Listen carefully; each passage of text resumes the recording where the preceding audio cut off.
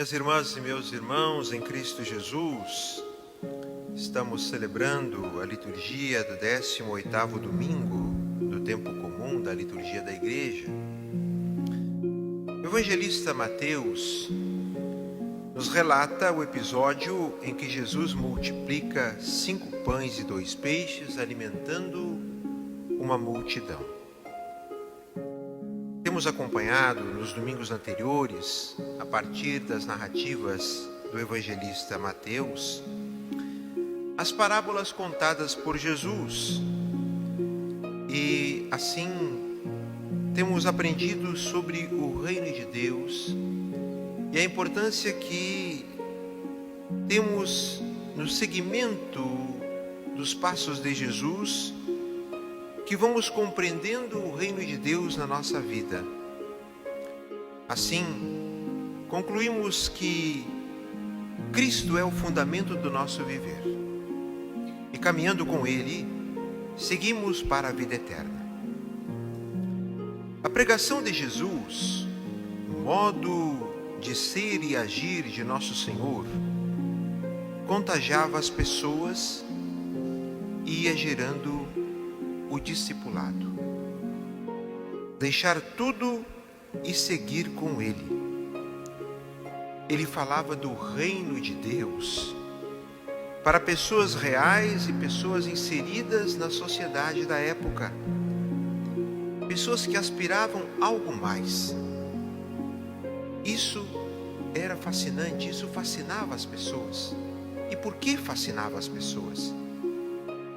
Porque nós, seres humanos, é da nossa própria natureza a transcendência. Que me desculpe a galinha, mas quem foi criado para ser águia não pode viver no galinheiro. Quem tem vocação para a vida eterna não pode contentar-se com uma tese de que a vida termina no último suspiro e que tudo se encerra 7 palmos abaixo da terra ou numa cremação. Cristo nos resgatou para uma vida nova e eterna, uma vida nova e eterna. Mesmo com a necessidade de Jesus retirar-se para lugares ermos, a fim de descansar e rezar, o povo queria ouvir Jesus. Ouvir Jesus, e por isso o povo corria atrás de Jesus. O evangelista Mateus nos narra hoje: ao sair do barco, Jesus viu uma grande multidão. Encheu-se de compaixão por eles e curou os que estavam doentes. Jesus tem diante dele um povo cansado. Um povo cansado, como o rebanho sem pastor. Este povo cansado, talvez exausto de pastores e líderes com outras preocupações, sem priorizar o cuidado com o povo.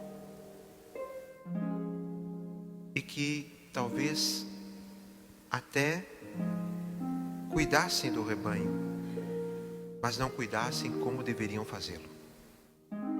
O rebanho parece cansado de vãs promessas, de correr atrás de uma felicidade plena inexistente. Uma multidão frustrada, decepcionada, enganada, doente, cheia de palavras vazias, mas que buscavam em Jesus a resposta definitiva para a vida, uma resposta eterna.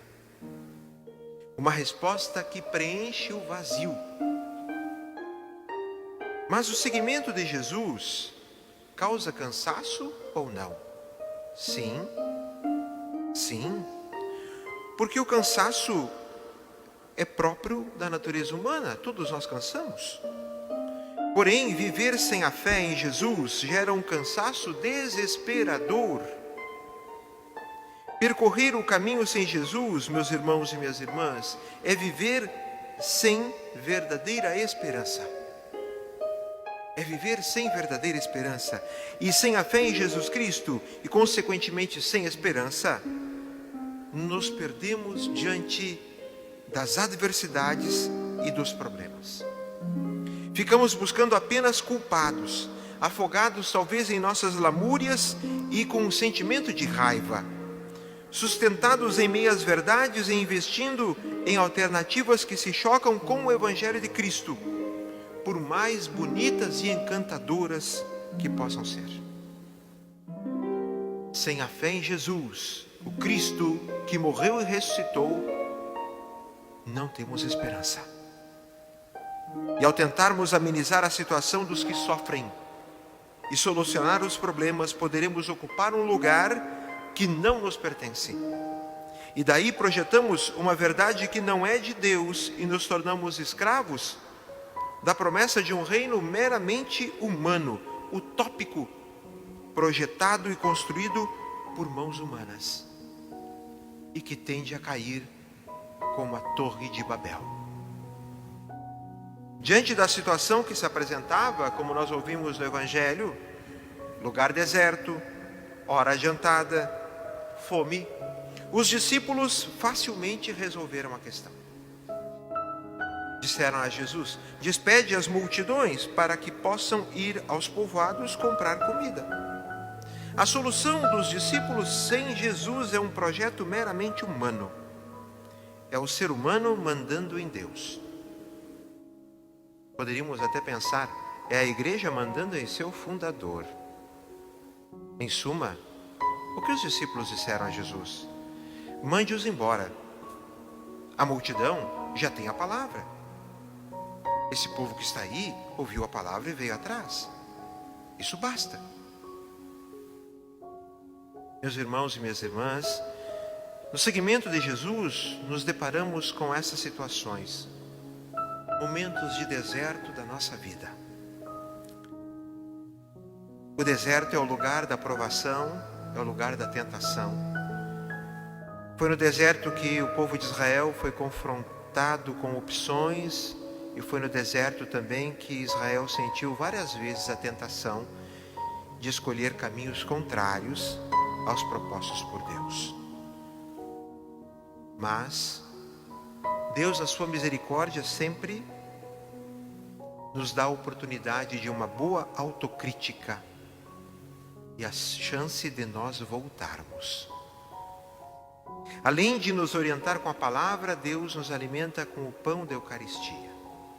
Cristo é o pão vivo, sustento no caminho rumo à eternidade, o sustento como sentido da vida, o sustento como pão da vida. Somente o pão descido do céu pode dar a sustentação verdadeira para a vida do ser humano. Nós passamos, meus irmãos, e estamos sentindo isso na pele, por um verdadeiro deserto. Questionamentos, teses científicas, medidas governamentais e administrativas para superar uma epidemia. Tudo isso nos causa um incômodo, incertezas, ansiedades. Mas é preciso enfrentar o deserto com determinação, confiança, coragem, pois Jesus segue conosco. Nós cristãos sabemos bem disso. Não estamos abandonados. A humanidade não está abandonada porque Jesus segue conosco.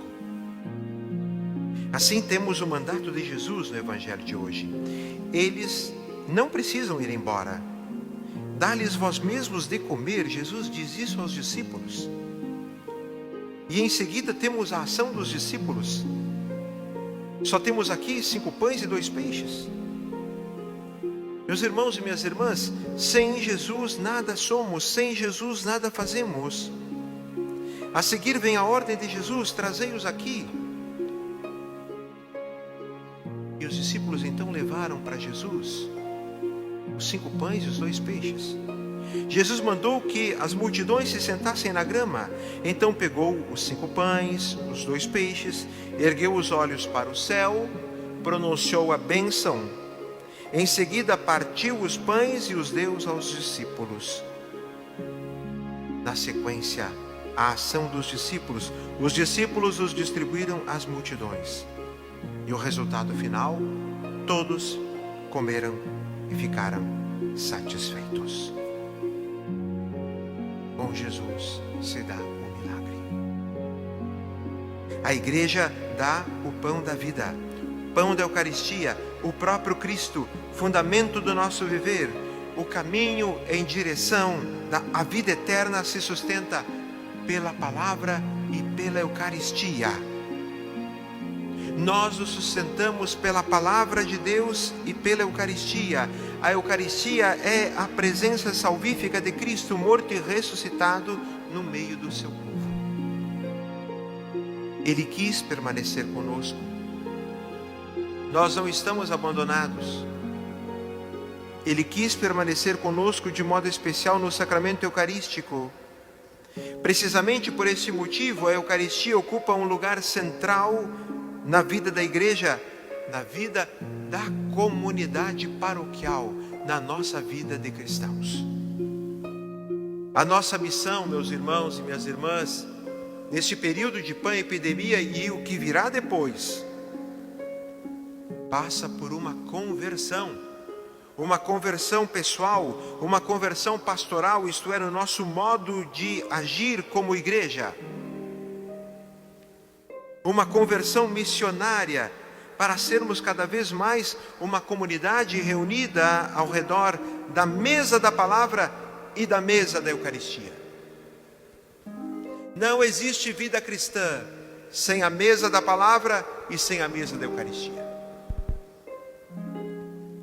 Não há sustentação de uma vida verdadeira sem a palavra e sem a Eucaristia. Por isso, concluímos com os frutos da comunhão eucarística.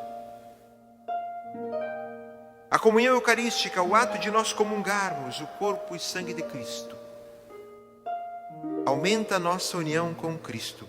Sim, a nossa união pessoal com nosso Senhor, na construção da nossa vida, o alimento para nós construirmos a nossa vida, para nós solidificarmos o edifício da nossa fé, o edifício da nossa condição humana como cristãos. Nos afasta do pecado, isto é, nos fortalece na vida da graça. Um saco vazio não para em pé, um cristão vazio não consegue se sustentar, ainda mais nos tempos difíceis.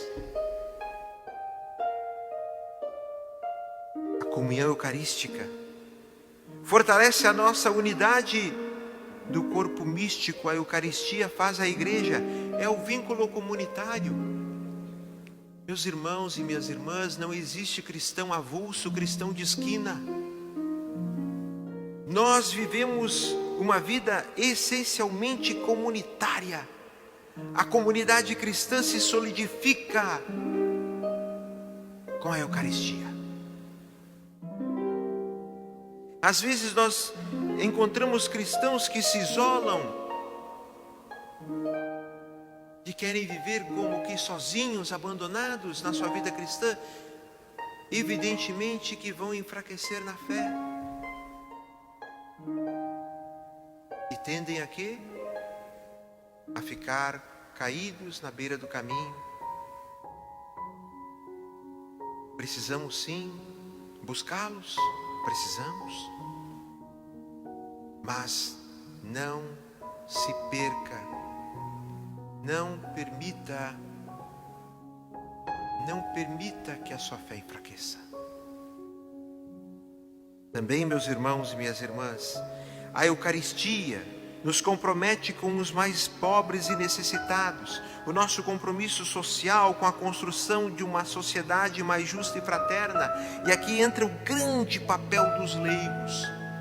Os leigos que assumem a sua responsabilidade numa espiritualidade voltada para o leigo, que deve estar inserido na sociedade, no mundo da política, no mundo do trabalho, na sua responsabilidade familiar, em todas as situações. Sim, porque se os leigos não fizerem o seu papel, quem o fará? Se os leigos cristãos não assumirem a sua responsabilidade, quem assumirá? Então o ato de comungar nos leva a vivermos a nossa responsabilidade cristã. Seja com os pobres que são pobres materialmente, sejam com aqueles que estão vivendo uma pobreza espiritual, uma pobreza intelectual e que precisam da riqueza do Evangelho. Mas também, e por fim, a Eucaristia, como fruto da comunhão eucarística, o comungar o corpo de Cristo, nos leva a uma unidade, a unidade dos cristãos. Precisamos, meus irmãos, viver uma unidade entre nós. Um diálogo fraterno, proporcionar um diálogo entre nós cristãos e o diálogo com os não cristãos. É na unidade do corpo de Cristo que nós vamos em frente. Não é em separações, mas é buscando a unidade, porque a igreja é una, santa, católica e apostólica.